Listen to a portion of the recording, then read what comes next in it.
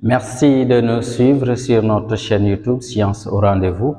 Aujourd'hui, nous allons partager avec vous sur une séquence sur la trigonométrie.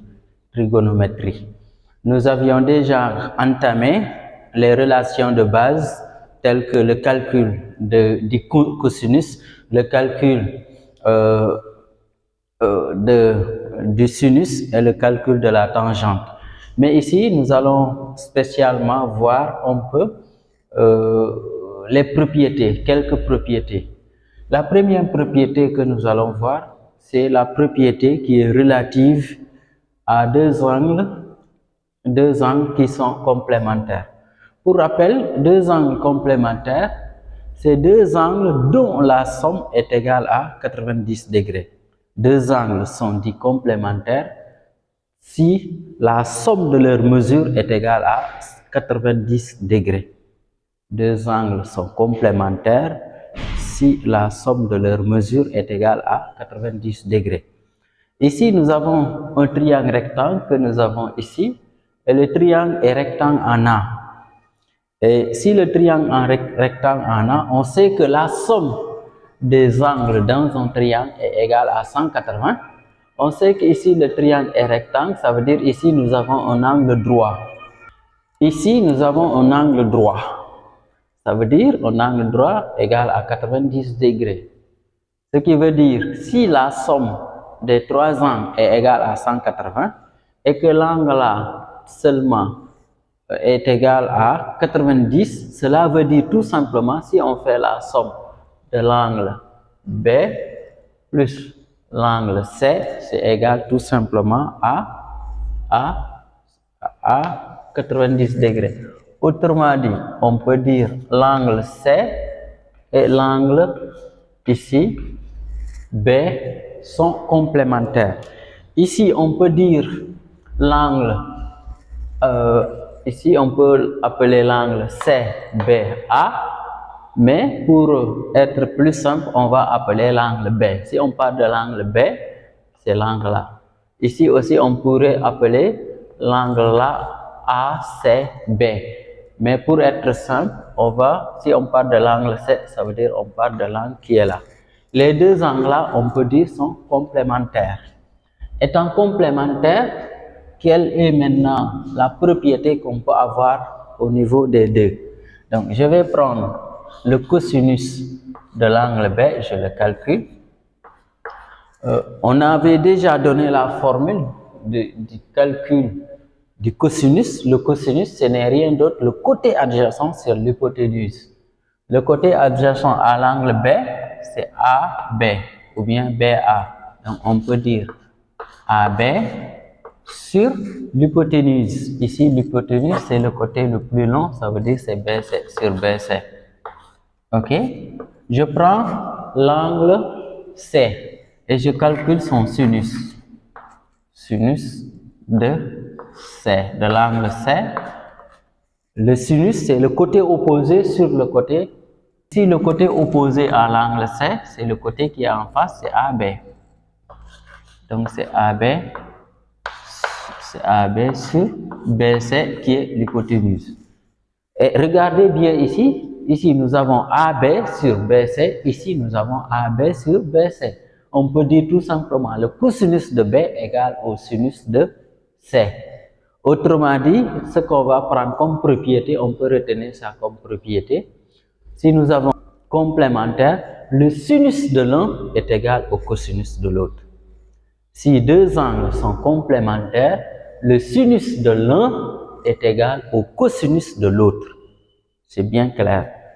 Le sinus de l'un est égal au cosinus de l'autre. Okay? Donc, on peut prendre ça comme la première propriété. On va essayer maintenant de voir une autre propriété. Nous avons déjà vu que le cosinus, c'est le côté adjacent, c'est l'hypoténuse. Le sinus, c'est le côté opposé, c'est l'hypoténuse. Étant donné que dans un triangle rectangle, le côté le plus long est l'hypoténuse. Donc, si vous prenez un côté sur l'hypoténuse étant le côté le plus long, ça veut dire tout simplement, si vous prenez le rapport là, sera toujours inférieur à 1. Parce que si vous avez un rapport dont le dénominateur est supérieur au numérateur, donc ça veut dire tout simplement ce rapport-là est inférieur forcément à 1. Ok, donc ce qui veut dire la deuxième propriété, on va dire le cosinus d'un angle, quelle que soit l'angle, si l'angle on l'appelle l'angle A en degré, est inférieur à, ici on peut dire inférieur ou égal à 1. Donc le cosinus est inférieur ou égal à 1. Étant donné aussi que on fait le rapport de deux nombres positifs, donc ça veut dire tout simplement ce nombre-là ne peut être qu'un nombre positif ou nul. Ok? Donc là, le cosinus d'un angle A en degré est compris entre 0 et 1. Donc c'est une propriété qu'on peut retenir. Ici également, à part le cosinus, on peut voir également le sinus. Le sinus d'un angle aussi, si l'angle est appelé angle A, est compris entre 1 ici et 0. On peut faire des inégalités larges. Pourquoi? Parce qu'un sinus d'un angle peut être égal à 1 et aussi un sinus peut être égal à 0. Donc retenez que ça, ces deux propriétés-là. Un cosinus d'un angle est toujours compris entre 0 et 1, le sinus également entre 0 et 1. Donc, ok. Maintenant, ici, nous avons un triangle qui est rectangle. Si on applique le théorème de Pythagore, on peut dire ici BC carré est égal à AB carré plus AC carré. Ça, d'après le théorème de Pythagore, le carré de l'hypoténuse est égal à la somme des carrés des côtés de l'angle droit. Donc, si on l'applique ici, c'est ça qu'on va avoir. Ok? Maintenant, là, si vous voyez ici, tout à l'heure, regardez bien,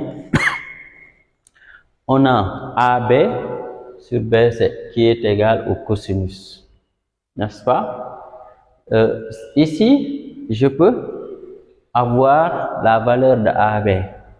Donc, je peux dire tout simplement AB est égal à cos B égale à cos B fois BC. Ok? N'est-ce pas? Je vais reprendre le même angle. Supposons ici, je calcule le sinus de B. Le sinus de B, c'est le côté opposé. Le côté opposé à l'angle B, c'est AC. Donc, c'est AC sur BC qui est l'hypoténuse. Et dans ce cas précis, je peux dire AC égale à BC fois sinus B. Autrement dit, je dis AC égale à sinus de l'angle B, fois BC. Ok? Maintenant, là, j'ai besoin de AB au carré. Ici, j'ai besoin de AC au carré. J'ai déjà une expression de AB, j'ai une expression de AC. Si je veux l'élever au carré, ça veut dire qu'il faut élever ça au carré, élever aussi là au carré, là au carré. Donc, si j'élève là au carré, ça veut dire tout simplement, j'élève ça au carré. La même chose, si j'élève ici au carré, j'élève ici au carré. Autrement dit, je peux dire A, B au carré égale à cos au carré de l'angle B fois BC au carré. Ok? Parce que là, si vous avez A fois B, le tout au carré, ça veut dire tout simplement A au carré fois B au carré. Donc là, on élève le cosinus au carré et le BC au carré. On fait la même chose. Ici, nous avons AC au carré égale Donc AC au carré, on fait la même chose. Ici, on aura sinus au carré de l'angle B fois BC. Donc, si on veut maintenant reprendre l'expression qui est là, on a BC au carré égale AB au carré plus AC au carré. On va remplacer cette fois-ci AB au carré par l'expression là. AC au carré également par l'expression là. Allons-y. Donc, je peux reprendre en disant tout simplement BC au carré égale cosinus B au carré ici fois BC au carré plus, je fais la même chose, sinus au carré l'angle B fois BC au carré. Ok, ici, vous regardez bien, nous avons une expression qui est là. Et si vous avez une égalité, vous multipliez partout par le même nombre positif d'une égalité, l'égalité reste la même. Ici, maintenant, je peux multiplier par 1 sur BC au carré. Autrement dit, je divise par BC au carré partout. Et si je le fais, je vais avoir ici BC au carré sur, je vais prendre la craie de couleur, sur BC au carré. Bon, ici, je peux mettre ça en... Ok, je peux dire égal, j'écris cos au carré de l'angle B fois BC au carré plus je mets sinus au carré de l'angle B fois BC au carré ici, ok, je divise partout par BC au carré, BC au carré, ici BC au carré. Ok, ici en observant attentivement, si vous avez BC au carré sur BC au carré, donc un nombre divisé par lui-même, ça donne 1. Donc ici on peut dire ici ça me donne 1 tout simplement. Égal, là vous avez BC au carré au niveau du numérateur, BC au carré au dénominateur, on peut simplifier les BC au carré. Là. Ici, pareil, on peut faire la même chose, ce qui fait que finalement ici, qu'est-ce qui va me rester? Ici, ça va me rester cos au carré de l'angle B plus sinus carré de l'angle B. Et ici, regardez, 1 égale cos au carré de l'angle B plus sinus au carré de l'angle B. Et ça, on va généraliser. Ici, ça devient maintenant une propriété. Vous avez un angle en degrés. Son cosinus au carré plus son sinus au carré est égal à 1. Et donc, ça devient maintenant une propriété.